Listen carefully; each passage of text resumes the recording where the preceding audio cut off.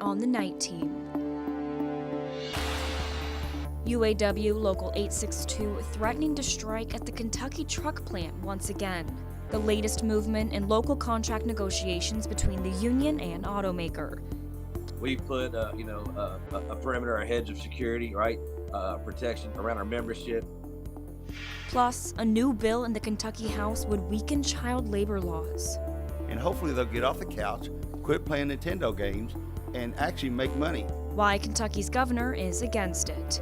And then, celebrations across Louisville tonight. The Litany of the Dragon. We are celebrating 45 years of greatness. To celebrate our firefighters. Tonight on the night team, the good news on this good weekend. The WHAS11 night team starts right now.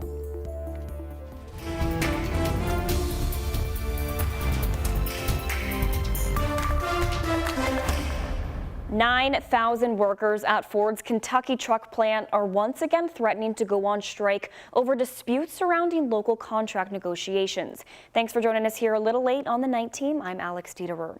UAW officials say Ford is failing to address health and safety issues, and if they aren't resolved by next week, KTP won't hesitate to hit the picket line.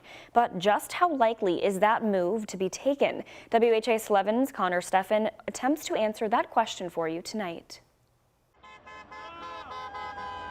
Could the largest and most profitable Ford plant once again go on strike? So it's important for the membership to know that we've put, a perimeter, a hedge of security, right? Protection around our membership. UAW Local 862 President Todd Dunn says the more than 9,000 UAW workers at Ford's Kentucky truck plant are ready to go on strike next Friday if necessary, over local contract negotiation sticking points. Though UAW negotiators have seen movement on Ford Motor Company's end since announcing the potential move Friday. Yesterday was a lot of movement. The focus was to engage Ford Motor Company with that tool in the tool belt. To get the negotiations completed, right? In a statement shared with WHAS 11 News Friday, a Ford Motor Company spokesperson said, quote, "Negotiations continue and we look forward to reaching an agreement with UAW Local 862 at Kentucky Truck Plant." Ford's Louisville assembly plant resolved its local agreement in January. KTP is one of 19 other Ford plants still working to resolve local agreements. Dunn would not speak on specific sticking points during our interview. There's not many.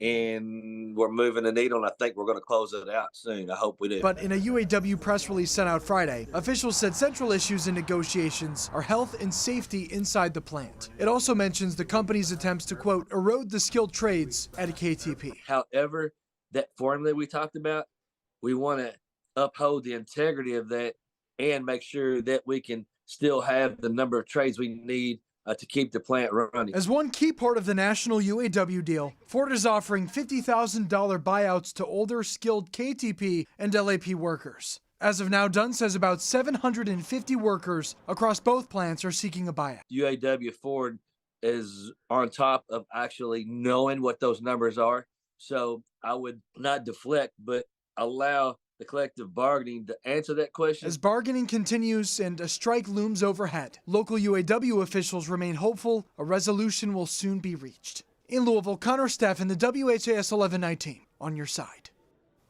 All of this comes after strong comments from Ford's top executive about last fall's strike. Ford CEO Jim Farley says that the strike changed the company's relationship with the union and it could have long-standing impacts. The relations between the company and the union has Ford, quote, thinking carefully on where it will build future vehicles.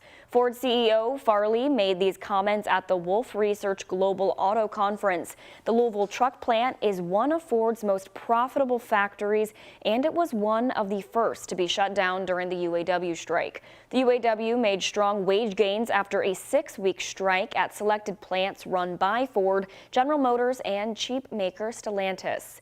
Farley said, quote, our reliance on the UAW turned out to be we were the first truck plant to be shut down, end quote. He says as the company moves towards electric vehicles, this will have a business impact on where truck plants are built. The Kentucky House will consider a bill this week that could weaken child labor laws. House Bill 255 would remove working hour restrictions on 16 and 17-year-olds. Older Kentucky teens would be able to work an unlimited number of hours each and at any hour when school is not in session. Opponents of the bill argue it could lead to the exploitation of minors, but the bill's sponsor believes it will encourage kids to work more.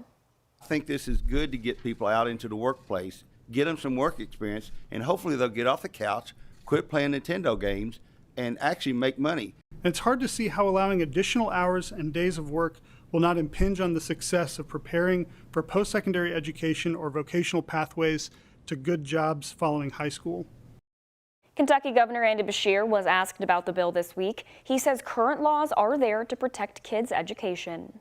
This idea that our children aren't able to develop job skills when we've invested $250 million in career and technical education in our schools is simply wrong. The bill was added to the orders of the day in the House for Tuesday. The Kentucky House will also hear a bill that will make it harder for people to get SNAP benefits. The proposed bill would enforce a rule that Kentuckians wouldn't qualify for the benefits if they have financial assets that exceed certain thresholds. Right now, a federal policy used by most states allows states to skip the asset test when determining eligibility. There's no real reason to continue with these loopholes. Now that the pandemic is behind us, it's time for us to think about solutions on how to get more workers off the sideline and back into the workforce. The goal is to save money by cutting down burden on SNAP, but unfortunately, they don't account for the downstream harms. When more people go hungry, more people need health care. The United States spends an estimated $16 trillion a year in nutrition-related chronic illnesses that could be solved by helping people eat. The bill passed out of a House committee and now heads to the full House floor for a vote. The race for the White House is heating up. Just one day after being fined $354 million, former President Donald Trump is on the campaign trail. Meanwhile, President Joe Biden is pushing Congress to pass another aid package to Ukraine, warning another city may fall to the Russians should inaction continue. ABC's Johnny Fernandez has the latest. Former President Donald Trump vowing to appeal after a New York judge found him liable for fraud and ordered him to pay a $355 million fine. On Saturday, Trump speaking at a sneaker convention in Philadelphia, facing some boos from the audience. We got to get young people out to vote, and you're going to vote, and we're going to turn this thing around. Then traveling to Michigan. I mean, we got to get out and vote. We got to vote like that, and that includes in the primary. His Republican rival, Nikki Haley, taking aim at the former president's legal troubles. The campaign reports came out, and we saw that he spent $50 million of campaign contributions to his campaign on his personal court cases. But Haley is trailing 32 points behind Trump in her home state, with the South Carolina primary just a week away. Meanwhile, President Biden, in a call with President Zelensky, said Ukraine's withdrawal from the town of Avdiivka was tied to Congress's inability to pass further aid to help the country fight its war with Russia. I spoke with Zelensky this afternoon to let him know that I was confident we're going to get that money to keep that country from being overrun by Russia. The Senate already passed funding for Ukraine, but the House has left for a 2-week break without considering the bill. Please, everyone, remember that dictators do not go on vacation. Before sending aid overseas, House Republicans demand that the U.S. secure its own borders, but they derailed a bipartisan deal in the Senate that included the toughest border security measures in decades after former President Donald Trump opposed it. Johnny Fernandez, ABC News, New York. St. Paul United Methodist hosted their 4th annual Human Trafficking Conference today. This year's conference focused on familial human trafficking, which is when victims are trafficked by family members or other trusted people. Today's conference was a forum in hopes of creating an open discussion with the community about the problem of human trafficking here in Louisville and how community members can help identify and help potential victims. It's everywhere. It's everywhere. I mean, you see it in schools, you see it in faith communities, you see it everywhere, and that's why it's so important that we tell people what it is, what it really looks like. Today's event consisted of presentations from local human trafficking experts with time after for community members to ask questions. An Indiana man was arrested after allegedly stabbing a man in the neck in an apartment complex. The Charlestown police say they received calls Friday evening about a man trying to force his way into a second-floor apartment located off Main Street, which is just off Market Street.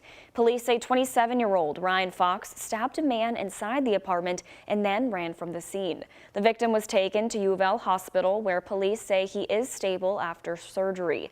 Police say they were able to locate Fox 20 minutes later, about a block away from the scene. Fox has been charged with attempted murder, burglary with a deadly weapon, aggravated battery, and criminal recklessness.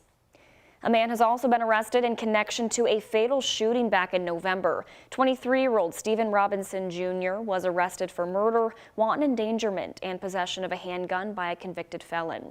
Robinson's arrest is in connection to the deadly shooting in early November that left one person dead. Robinson is expected in court February 26th.